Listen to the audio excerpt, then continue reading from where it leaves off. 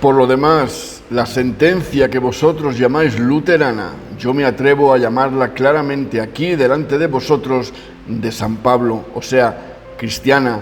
Por lo tanto, inferís al Espíritu Santo una injuria que se aproxima a la blasfemia cuando osáis, con no sé qué insolencia, llamar a la palabra eterna de Dios, inspirada y revelada a los hombres por sus maravillosos designios, cuando osáis llamarla, luterana. No puedo creer que Dios deje impune semejante audacia. Esta sentencia jamás fue forjada en el cerebro de Lutero. Esta doctrina no es invención de Lutero, sino que es un decreto eterno, firme e inmutable de la sabiduría del cielo, ordenado y establecido primeramente en el trono del Padre Eterno y revelado después por el ministerio de Pablo a la Iglesia, a fin de que lleve salvación a todo creyente. Francisco de Encinas. En el año 2023 se cumplieron 480 años de la publicación del Nuevo Testamento traducido al castellano por el humanista burgalés Francisco de Encinas, 1518-1552. quien lo entregó en sus manos al emperador Carlos I en Bruselas, a donde fue encarcelado días después. Mucho se ha escrito recientemente sobre Encinas, quien además publicó otras traducciones teológicas, bíblicas y literarias. Entre las primeras está su versión de dos textos, uno de Lutero y otro de Calvino, en un mismo volumen. En el año 1550 apareció una traducción castellana anónima del Catecismo de Calvino. La primera versión lleva por título Catechismo, a saber, es formulario para instruir a los muchachos en la cristiandad, hecho a manera de diálogo donde el ministro de la Iglesia pregunta y el muchacho responde. En la obra no consta ni en portada ni en parte alguna de ella el lugar de edición ni la imprenta en que se ejecutó. Es de 1550. Con base en estas aseveraciones, queda claro que, a contracorriente de otros reformistas españoles como el propio Casiodoro de Reina o Miguel Servet, que no congeniaron con Calvino, Encinas tuvo una cercanía con Calvino que le permitió avizorar más tarde la posibilidad de publicar la Biblia completa en castellano, proyecto que se frustró por su muerte prematura en 1552. Encinas tenía planes más ambiciosos.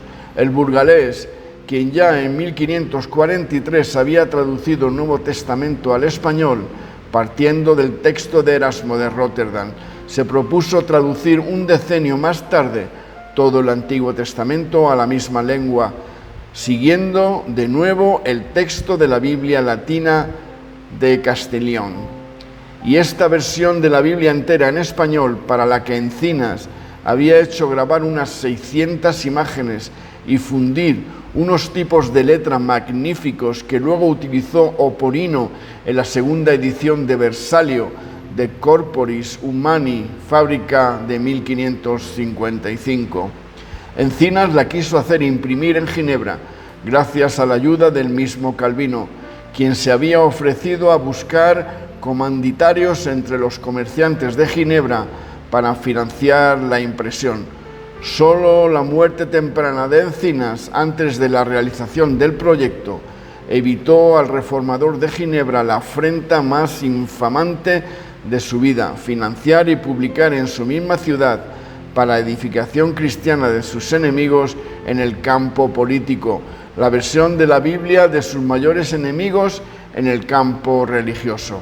Nunca lo sabremos, pero queda la persistente sensación de que Encinas no andaba muy lejos de ese tipo de reformadores sin iglesia, alejados del poder, que tanto por su escepticismo en cuanto a la posibilidad de hallar solución clara a los grandes problemas teológicos discutidos por la Reforma, como por su espiritualismo básicamente indiferente a los dogmas y a la organización eclesiástica, iban a protagonizar en los años venideros una de las grandes controversias en la historia intelectual de Europa, la batalla por la tolerancia religiosa en contra de que los herejes fueran entregados para su castigo al poder secular.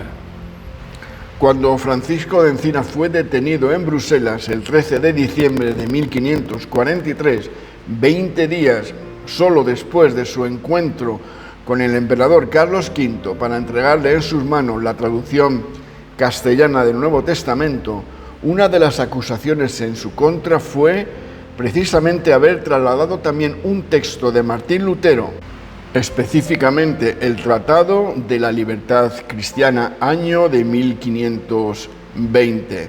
Pedro de Soto, el dominico confesor del emperador, lo entrevistó como parte del proceso que lo llevaría a la cárcel y en la cual estaría hasta el 1 de febrero de 1545, tal como lo describe el propio Encinas en sus memorias, escritas a petición expresa de Felipe Melanchthon.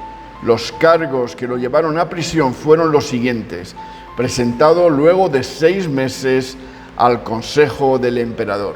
Primero, en Francisco recaen sospechas de luteranismo. Segundo, ha conversado con herejes.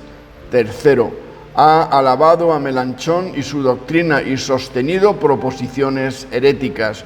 Cuarto, ha hecho imprimir el Nuevo Testamento traducido por él a la lengua castellana contra las ordenanzas del emperador y contra los consejos de muchos amigos. Quinto, es autor y traductor del libro peligroso titulado De la libertad cristiana y del libre albedrío. Sexto, ha comprado y tiene en su poder el epítome de todas las obras de San Agustín de Juan Piscator, el cual tiene muchas cosas heréticas. Séptimo, todas estas cosas son contra los edictos, autodefinido claramente como un protestante libre.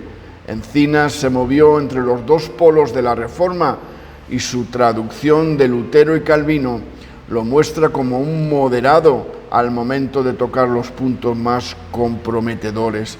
Aun cuando en la traducción del Nuevo Testamento le ganó su luteranismo al destacar temerariamente algunas citas paulinas sobre la justificación por la fe y sobre la preeminencia de Jesucristo.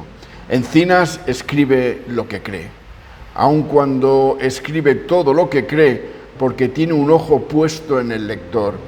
La edición representa un compromiso entre los autores originales y Encinas, que adopta su prosa según dos criterios: lo que él mismo cree y lo que la prudencia y la moderación indican que debe decirse o callarse para que el lector no se escandalice.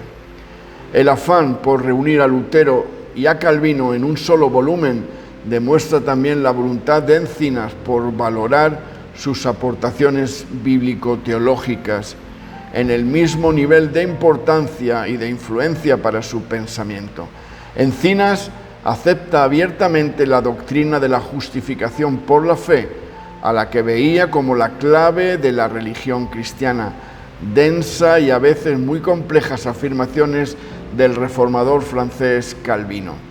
Descubrimos a un hombre que exhibe gran pasión teológica. Se empeñó en trasladar las verdades bíblicas enunciadas por los reformadores al terreno de la fe y la práctica.